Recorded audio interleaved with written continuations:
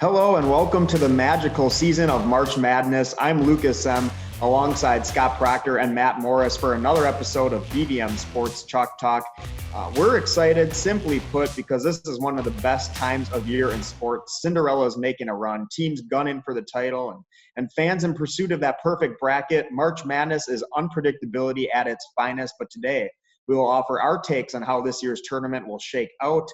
There's no better place to start than in the West region, where the number one Gonzaga Bulldogs head the field. Each of us has Gonzaga representing the West in the Final Four. But Scott, make your case as to why you believe that.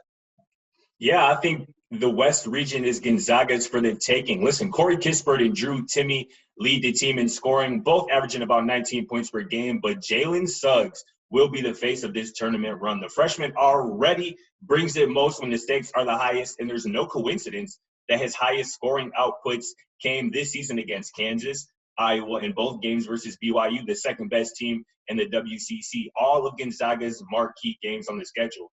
I do, however, believe the toughest game, or the toughest region game for that matter, for Gonzaga will come in the Elite Eight round versus USC, who has projected number 2 pick Evan Mobley, who is a walking double-double, 17-9, can pass, block shots, has 10 blocks in his last 2 games.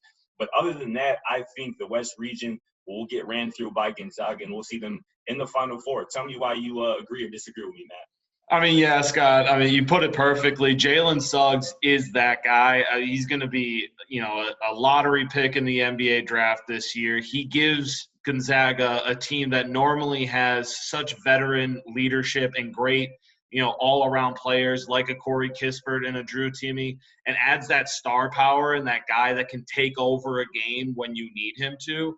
Not to mention, it always helps when you go into March Madness and your region features, the best teams that you'd be going up against. You already beat this season. Virginia, Kansas, Iowa are all teams that Gonzaga, when played earlier in this season, and just blew out of the court. They scored 100 against Kansas. They beat Iowa by 20, and they beat Virginia by basically 20. This is a Gonzaga team that is undefeated for a reason, and everybody should be looking at them to make history and be the next team to go undefeated for an entire season in college basketball, because they are that great. Absolutely. Now, when we take a look across the field, there are some teams we're not as sure about. Scott, when you look at the bracket, what matchups do you have your eyes set on as a potential bracket buster? The UCSB Gauchos will upset Creighton in a 12-5 matchup, and it'll be largely because of Big West Player of the Year, Ja'Cory McLaughlin. This is a fifth-year senior who started his career at Oregon State, averaging about 16 and 5 on 40% shooting from three. They have a strong backcourt and guys like Amadou and Miles Norris with real length in the front court. UCSB is 18-1 since the new year began. Meanwhile, Creighton just got embarrassed by a Georgetown team who entered the Big East tournament below 500. That was their second loss this season to the Hoyas, by the way, this season. Not to mention, they're dealing with the fallout of head coach Greg McDermott's comments where he offered to resign, was suspended, and reinstated. Just a mess. Top recruit Ty Washington decommitted from the school days after. The Blue Creighton is 3-3 in their last 6 games, and there appears to be a lot going on over there. It's a perfect storm for UCSB upset, and that's what I'm expecting. Yeah, Scott, I understand. I think simply because Creighton lost so embarrassingly to Georgetown, I expect them to come back with a little bit more fire, a little bit more resilience. I hope so. That's a great game. And yeah, you have to hope so, because Creighton has been one of the leaders in the new Big East for as long as it's been around. For me, the game that I'm most looking forward to and I'm most excited about is definitely Ohio versus Virginia. As you know, if anybody who's watched the show, I'm not big on Virginia. I think they're pretending. And Ohio makes me excited, and specifically because of a guy named Jason Preston. The dog. Billis called him the LaMelo Ball of this tournament, and he lives up to that hype. He's averaging 16 points, almost 7 rebounds, and 7 assists. This guy is borderline triple-double. He takes over games. He's shooting 53% from the field, 40% from three, and had 31 in the beginning of the season against Illinois, where Ohio only lost 77-75. This Ohio team averages 80 points per game, which is 22nd in the nation, and 17.9 assists per game, which is 7th in the nation. Led by Jason Preston, this team shares the ball, is high scoring, and as the 5th seed in the MAC tournament, just ran the table, beating some really good teams in both Toledo and Buffalo. Ohio excites me. They have that star power in Jason Preston to just overcome a Virginia that overall I think is just kind of boring. I just am nothing about Virginia really stands out to me and excites me. Jason Preston is built for March Madness, and this Ohio team is going to make some noise. Scott, I like your pick on the Gauchos. I got the Gauchos beating Creighton as well. Matt, I agree with you that Virginia is a pretender, but I think they got enough to get past Ohio. So let me get into my pick here. I got Georgetown over Colorado. And you know what? Georgetown shouldn't even be here. They entered the Big East tournament, like Scott said, under 500 at 9-12 overall, and they won 4 straight to get 1 game above 500 and get an automatic bid into the tournament. The only way they were going to make it in. And their wins have been quality. They beat Marquette. They beat Villanova. They beat Seton Hall. And then they beat Creighton for the 2nd time this year by 25 points in the championship game. I mean, that momentum is going to carry over right into the NCAA tournament, and I think they're going to have enough juice to get them a win over Colorado. Now, I don't see Georgetown making a run, but I think they'll have enough to get past Colorado, like I said. I think Georgetown gets their edge with length. Between Qudus Wahab, their 6'11" big man who Patrick Ewing believes could be the best in the country, and Jamarco Pickett at 6'9", and Chudier Baile at 6'7" with the ball in his hands as a top scorer, and Javon Blair, their primary point guard, is 6'4". This team's built more like an NBA team in terms of length and height. And now playing against, Colorado, whose best player is 6'0" and McKinley Wright, this could cause the flow of their offense to kind of get clogged up, and they'll struggle. Another big player for Colorado is Evan Beatty at 6'8", 260. He's a big man, but they're going to be able to, kind of keep him in check. I think this will be a tightly contested game, but I got the Hoyas going to the round of 32. Yeah, Luke, I mean, I like Georgetown, and I like Patrick Ewing. It's a great story, especially in a year where you lose the late, great John Thompson, the guy who made Georgetown what they are. And obviously Patrick Ewing was a big part of that. They're my team out of the East region as an upset, beating Colorado. But to give one more shout-out to a West region team, I got to go with Grand Canyon University. Only in their 8th year as a Division I school, they've made the tournament. First-year head coach Bryce Drew has the Antelope playing really well. And one other thing that really interests me is obviously they're going up against Iowa, and Luka Garza is the best at the center position can offer in college basketball. But look out for Asbjorn Midgard. Asbjorn means God's bear in Danish, and he is a bear. This is a 7-foot, 270-pound monster in the post, averaging 14 points on 70% shooting and 9.9 rebounds. He is an animal and a guy that can give Luka Garza a run for his money. And when you have that sort of a situation, you've seen what happens when Iowa gets challenged in the post. Everything feeds through Luka. So if you can disrupt that, you can have a real chance at going up and beating Iowa. So I got to give Grand Canyon some love and say that they're a team that absolutely you have to pay attention to as a possible 15 beating a 2. And I'm excited about them. I'll tell you what, Matt, that wouldn't surprise me at all, especially since I said on this show a couple months back that I think Iowa is one of the most overrated teams in the entire country. I think they've kind of proven that here recently as their, quest for a Big Ten tournament title fell short to the Illini.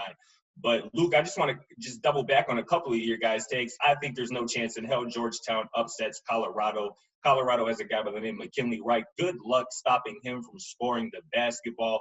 And also, I think to your point, Georgetown, obviously they've kind of been pretty bad all year, but their Big East tournament run, I think, had a lot to do with, head coach Patrick Ewing, them being in Madison Square Garden, the place that Patrick Ewing really built, and them just kind of feeding off that energy. But, Matt, I just want to pose one more question to you. We both picked you at UCSB, or I picked UCSB. You picked Ohio. If those two teams pull off the upset, they would meet in the round of 32. Who do you like in that game? Because I'll be honest, I like UCSB making an appearance in the Sweet 16, knocking off Ohio after, they knock off, Creighton. So what do you think about that matchup? Hey, man, if you're going to double down on your team, I'm going to double down on mine. I just love Ohio, and I watched them in that MAC tournament, and you watch how they've been playing. it just feels like one of those classic kind of Cinderella runs that you see. It's that narrative you always see in March Madness. And Jason Preston, the story, I mean, he only had like 56 points in high school. He grows 4 inches. A story, for real. It's just a true story. And a guy that backs it up, he's going to be a first-round pick in the NBA draft if he commits to it. And it's just unbelievable what they're doing there. So I'm going to go with Ohio again, just riding that Cinderella, momentum to the Sweet 16. I won't get past that, but I got to go with Ohio. Don't forget the name Ja'Cory McLaughlin from UCSB. Go ahead, Luke. It sounds like you wanted to say something there. Yep, I'm going to move this along, but first I just want to say I'm seeing a lot of Grand Canyon fake love because I know neither of you picked them in your bracket. I'm just going to move forward from that point. I said nothing about Grand Canyon. You said you appreciate that Grand Canyon pick. Hey, just because I pick Iowa doesn't mean I know it's going to be a great game. I mean, it's going to be an awesome game. I'm excited to watch it. It's okay, man. Luke just still salty. He picked Iowa to win the Big Ten. We good. We can move on. All right, let's move on to the South then, where Scott and I both have Baylor coming out triumphant, while Matt has an upstart Ohio State team making a Final Four appearance. Matt, before Scott and I make our claims, why don't you go ahead and tell us why you see Ohio State making it? Yeah, I mean, I think Ohio State has been one of those teams when you talk about the upper echelon of the best teams in college basketball. Ohio State has always been on the fringe there. And I just like what they're doing. They've played great recently, finishing, strong in the Big Ten tournament after losing 4 straight prior to that. I mean, you beat Michigan, you beat Purdue before losing to a tough Illinois team, who I think is playing the best basketball in the nation right now. You lose to them in overtime. And this is just a good all-around team. Coached by Chris Holtmann, he has the Buckeyes playing well. Evan Turner was talking to Holtmann saying he's proud to be a Buckeye because of how well they're playing right now. I mean, E.J. Liddell running the front court, Dwayne Washington running the back court. That is a deadly dynamic duo. And when you look overall at what the South region has, which doesn't have a lot of superior post play, like going up against a Kofi Coburn, which is really where, Ohio State had issues because E.J. Liddell doesn't have that same height. If you look at the 2 top teams, Baylor and Ohio State, I see great guard play, really solid hard-nosed defense, and then some questionable, post play. And E.J. Liddell clearly is the best post player when you're comparing Ohio State and Baylor. I think that the heart of Ohio State also is going to push them forward. I mean, this was a team that was down 17 in the first half to Illinois in the Big Ten championship, and then 11 with 10 minutes left in that same game in the second half, and they fought back, forced overtime. This is just a team I'm excited about. Dwayne Washington can take over a game. He had a career high in a Buckeyes record 32 in that Big Ten final. And I'm just going to ride the hot team and go with Ohio State and just the hard-nosed way that they play. Man, I think you picking Ohio State to reach the Final Four is probably one of the most ridiculous things you'll say on this show today. Listen, Ohio State lost 4 straight games entering the Big Ten tournament, and we kind of just fell in love with them over again with their run early on in the Big Ten tournament. I think they'll benefit from an easy path early on in the NCAA tournament and probably reach the Elite Eight, but they'll fold against a great team like Baylor, like they have all year. Listen, I said on last week's show that Baylor will be a Final Four team, and a Big 12 tournament loss to Cade and the Cowboys has not changed my mind. The Bears have been dominant all year, and I think they'll face the middle of the Big Ten for 3 straight games, Wisconsin, Purdue, Ohio State, on the way to the Elite Eight. That's a good thing for the Bears because none of those teams have a player like Cade Cunningham, and that's what it'll take, I believe, to knock off Baylor. Macio Teague and Davion Mitchell can shoot the lights out. Jared Butler will probably win Region MVP, and Baylor will earn a showdown with Illinois in the Final Four. You mentioned Liddell and Washington for Ohio State, Matt. Those are great players, but they kind of remind me of a knockoff Ayo DeSumo and Kofi Coburn. That's not going to get it done. But, Luke, tell me what you think about all that. Yeah, Matt, I'm not against your Ohio State pick at all, honestly. If it's not going to be Baylor, it's going to be Ohio State. And Scott, I'm on your side with Baylor. I just think it's a little crazy how you discredit the middle of the Big Ten. The Big Ten is the number one basketball conference in America. Those guys are going to be absolutely. So that it's not going to be easy at all playing against Wisconsin, Purdue, or Ohio State. It's not going to be easy playing against Wisconsin. The last time y'all picked Baylor, I picked the team they were going up against, and who was right? I was right. Obviously, Oklahoma State didn't win the Big 12 championship, Right. but I knew they were going to beat Baylor because Baylor is exactly like, I don't think that they're back to what they fully were. They have not recovered from being gone for over 30 days. And more than just that, you look at how this team is constructed. I get how good they are with their guard play and that defense and everything you mentioned. But if you compare them to Ohio State can match them.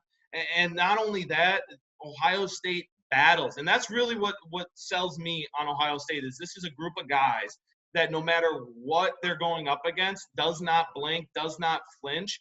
And when you come into March Madness and it's getting towards the end of the game, that's the team you want to pick. And that's why Ohio State is going to beat Baylor. I'm just of the mindset just quickly before you go, Luke, I'm just in the mindset that Baylor is a team that it takes a special outstanding player to beat them. A Cade Cunningham, a Ayo Dosunmu, a Jalen Suggs, perhaps. None of those guys, Ohio State doesn't have one of those guys. I don't think there's any other players, in that South region, players that are capable of that. So for that, I think Dwayne Washington can be that guy. And we saw it when he went up right against Ayo Dosunmu and went, pound for pound with him. And EJ Liddell, Scott, you have to admit, EJ Liddell would clearly be the best post player in a matchup between Ohio State and Baylor. And I don't think it's close. Sure.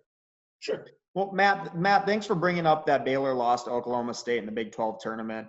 That's why they call it March Madness. So I'm not getting my predictions right. Something crazy is going on. But I just want to say, Baylor has the best three-point shooting team in the country. I mentioned this last week. They got 6 players shooting 39% or better from deep. And their game against Oklahoma State, they shot 6 of 28 as a team from three. That's 21%. And their second loss of the year to Kansas in February, they shot 6 of 26 from deep as a team. That's 23%. These two major outliers have led to their only 2 losses on the year. Now, this gives teams a blueprint as to how to beat Baylor, right? But it's going to be hard to shut them down. That's why they've only lost twice all year. Some people say that's living and dying by the three, but really it's not. They're really just living by the three. As Scott likes to say sometimes, these good teams need a loss to come back down to earth before the tournament. And this is one that could get the Baylor Bears going to the Final Four with UNC, Ohio State, and Arkansas. It's not going to be an easy region, but Baylor is built for this kind of play, coming from the second best college basketball conference in America, the Big 12, only behind the Big 10. But let's move on to the Midwest, where now we're going to reverse roles a little. Scott and Matt have Illinois to the Final Four, and I've picked a different school. I'll reveal that when it's my turn to go. I'll let you guys go first and explain why Illinois belongs, starting with Scott. All right, I'll go ahead and take this because, again, I picked Illinois to win the Big Ten. Have super high on them heading into March Madness. No team in the country has a better 1-2 punch than Illinois with Ayo Dosunmu and Kofi Cockburn, and it's why they'll be playing for a national championship, in my opinion. Iowa is the only player averaging 25 and 5, and I've yet to see a person or team prevent Kofi Cockburn from doing what he wants to do in the paint. A real man amongst boys, and I'm glad he showed Luka Garza who the real best big in the Big Ten and possibly the country is. Those two are surrounded by shooters, playmakers, and the Big Ten six-man of the year, and Andre Curbelo, straight from Puerto Rico. No one will be able to guard Ayo when it comes down to it. No one will be able to check Kofi when they need to. That's why the Illini will challenge Gonzaga for a title. I'll be real simple here. Matt, let's hear it. No, I mean, Scott, you said it. I mean, you watch what Illinois was able to do in the Big Ten tournament. They're playing their best basketball. And not just their best basketball, they're playing the best basketball in the nation right now, as far as I'm concerned. If you want, I mean, obviously Gonzaga, I feel like people are really focusing on how they finished in their conference tournament and the close game with BYU. So if you're not going to give Gonzaga and say that they're playing the best basketball in the nation right now, it has to be Illinois. I mean, when you talk about finishing a season, beating Michigan, beating Iowa, beating Wisconsin, and then beating Ohio State twice. Yeah, I don't know if any team outside of an undefeated Gonzaga has a better resume. Exactly, than Illinois. exactly. And Illinois has just continued to show that time and time again. They have the best win record against quad one teams. Ayo Dosunmu is literally just is showing off why he loves Kobe Bryant. He is going Mamba mentality right now, and it's just exciting to watch. And to your point, Kofi Cockburn is just a man. I mean, that is a monster, a mountain of a man. And I don't know if there is anyone in the NCAA right now or in the tournament in that region that can stop him. I just don't, unless they're going to get him into foul trouble. That is the only way that you can really stop Kofi Cockburn. But when you do that, then you got Georgie. I don't even know how to say that last name, to be honest with you. Banajashvili. But there we go, That's Luke. impressive. That's impressive. You got him coming off the bench, and he's been given great minutes when Cockburn has gotten into a little bit of foul trouble. So you can't even get a break there. And then, I mean, Trent Frazier, Andre Curbelo, those are some great guys who step Adam up. Miller, the Curbelo freshman hit a from huge Chicago. jumper in overtime against Ohio State. Brad Underwood has this Illinois team playing great, and I'm just once again, I'm excited about them. For those of you that watch this show, and Scott and Matt, you know that for some reason, something about Illinois this year, they just haven't sealed the deal for me where I'm not a true believer in them. I think they're a great basketball team. I love Kofi. I love Io. For some reason, I don't believe in this team. And so the surprise school I picked out of the Midwest is West Virginia for a multitude of reasons. Number one out of any team in this region, I believe they have the easiest road. It starts off with Morehead State, followed by the winner of San Diego State and Syracuse, and then they'll most likely play Houston. By the time they get to that point, they'll be rolling, and I don't know what it is, but like I said, something about Illinois just isn't there. I like Curbelo, I like Frazier, I like Banajashvili, but I think they rely too much on Cockburn, and they rely too much on Io. When it gets to that primetime matchup, West Virginia's depth is going to shine through. Derek Culver is averaging 10-10 this year, 14-10. And for my money, he's one of the best big men in college basketball. He is consistent. Miles McBride is one of the best pure scorers in the country. And then they have Taz Sherman and Sean McNeil also averaging double digits. And then Emmett Matthews Jr. averaging 8 and 4 a night. They're doing this all without their 6'9" sophomore Oscar Shubway, who is averaging 9 and 8 a night this season. And other guys had to step up. They just have so many ways to hurt you that I think they'll be hard to stop in this region. But the number one thing here is head coach Bob Huggins making his 25th NCAA tournament appearance this year. He is a legend in college basketball. He has the most experience in this region than no other besides Jim Boeheim of Syracuse. They will be coached to handle this moment, and they'll do it the right way. So I like the Mountaineers. I mean, listen, Luke, I love Huggy Bear. You're never going to hear me say anything bad about Huggy Bear. I mean, to your point, he's a legend, Hall of Fame coach, no doubt about it. But one thing that you said about Illinois, I'm very okay with choosing a team that relies heavily on two of the best players in the nation. Like what? Of course you're going to rely on Io DeSumo and Kofi Cockburn. Why fix it if it ain't broken? And if they're that dynamic until they have to switch something up and you stop one of them, which I've never seen a team stop both of them. If you stop one of them, the other one will step up. And even when you, like I said, even when you have Cockburn or DeSumo having, I guess, quote unquote, an off game, which I don't know is like 15 points, you have Frazier and Curbelo and Georgie there to step up and pick up the slack. As deep as West Virginia is, I get that. When it comes to the tournament, it is star power that tends to lead the way.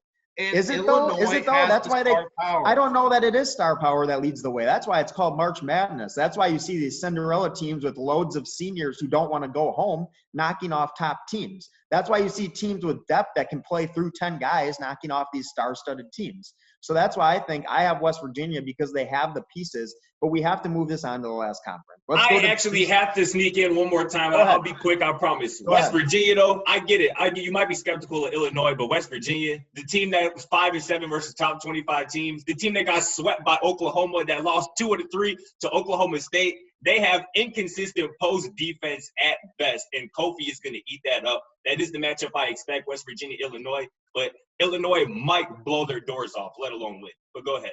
Time will tell. Let's move to the East region. There are so many good teams in the East region, so many that neither one of us picked the same team. However, one tidbit of info here, none of us picked Michigan, which is very interesting. Yeah. Matt, why don't you go first and tell us who you have representing the East in the Final Four? Yeah, I mean, to your point, with Livers out, Michigan is questionable. I think that they did not finish the Big Ten tournament strong. And as much as I love Michigan, and I've been very excited about how they played this year and Juwan Howard, I think without Livers, it opens them up and they're a little bit more vulnerable. If Livers comes back, we might have to change our tone. But I have Texas. I mean, Texas won their first Big 12 championship ever. You got Shaka Smart, who is just one of the best coaches in the nation for college basketball. And you have guys like Matt Coleman, who is coming off a 30-point showing in the Big 12 championship, out-dueling Cade Cunningham. And another guy like Jericho Sims, who's also coming off a career best 21 points and 14 rebounds. This is a team that rebounds the ball really well, is strong on defense because it's a Shaka Smart run team. And I think that everybody thinks that Texas peaked in January and then kind of fell off. I think they're peaking right now. And even if Kansas had been able to play, I think they probably would have beat Kansas. I would have picked them to beat Kansas. This is going to be a tough – and the other nice thing is they don't have, I guess, a quote-unquote easy route.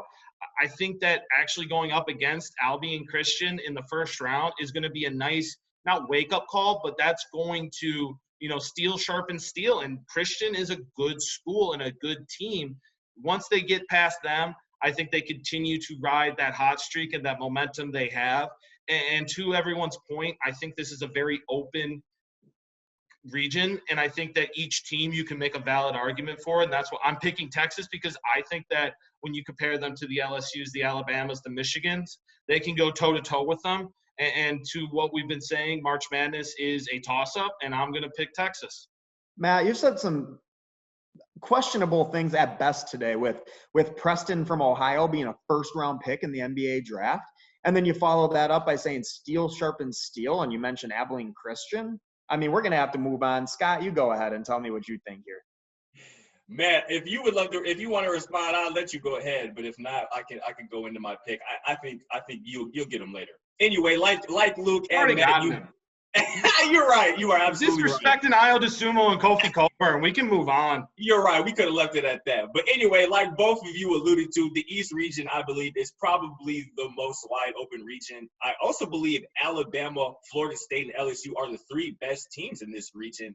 Michigan is obviously the number one seed, but I think they've gotten exposed recently. They lost 3 of the last 5 games, and now Isaiah Livers, as you mentioned, Matt, is out indefinitely. The Florida State Seminoles are my pick to reach the Final Four from the East region. They have 5 guys averaging at least 1 3-pointer made per game and are one of the best offensive rebounding teams in the nation. Extra possessions and second chance points go a long way in March.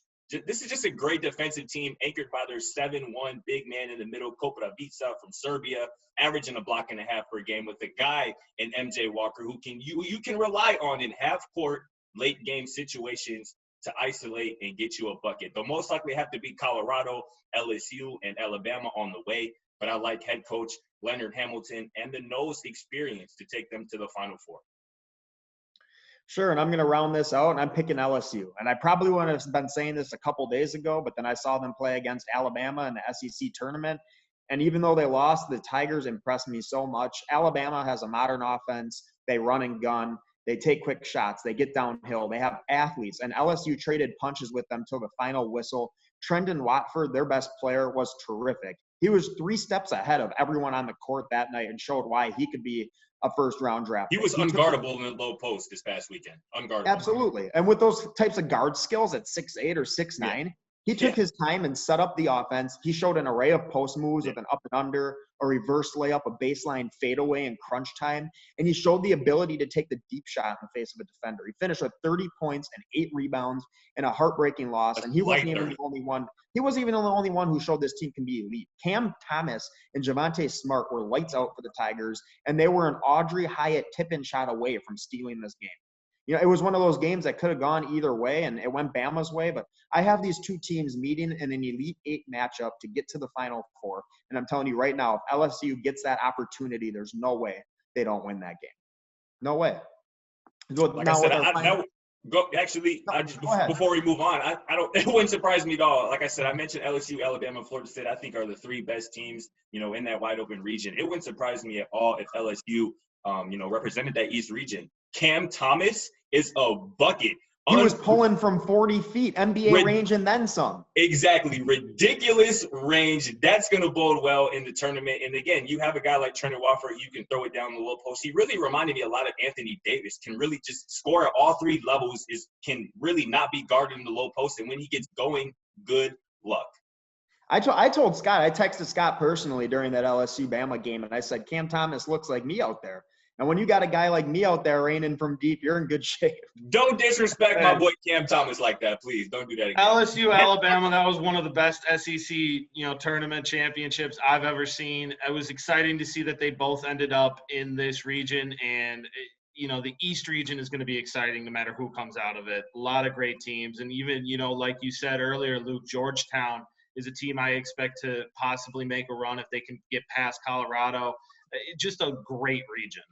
Absolutely. Now, with our Final Fours revealed, let's look ahead to the championship game as we wrap up here on Chalk Talk.